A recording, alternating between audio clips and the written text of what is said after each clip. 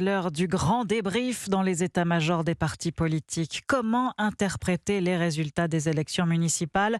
Hier soir, le second tour a donné lieu à des surprises et des désillusions, des défaites et des humiliations, des victoires sur le fil et des consécrations. À Paris, par exemple, après une campagne pleine de rebondissements et un entre-deux tours chargé d'espoir, la candidate de la droite et du centre, Rachida Dati, s'est inclinée face à son adversaire de gauche, Emmanuel Grégoire. Victoire nette et sans appel de l'ancien premier adjoint d'Anne Hidalgo, élu avec 9 points d'avance, Arthur Delaborde.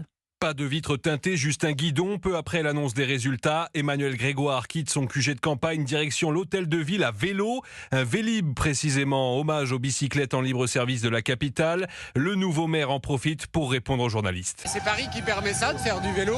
Et c'est aussi un hommage à cette révolution des mobilités qui apporte beaucoup. Ça a été une campagne éreintante mais très sérieuse.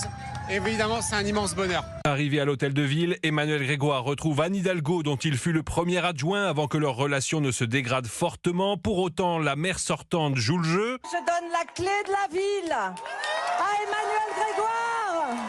Emmanuel Grégoire a réussi son pari, être élu sans alliance avec LFI. Déception en revanche pour Rachida Dati, qui se contente d'une brève prise de parole. Je n'ai pas réussi à convaincre suffisamment que le changement était non seulement possible, mais surtout qu'il était nécessaire. Depuis 25 ans, Paris reste un bastion de la gauche. Arthur Delaborde du service politique de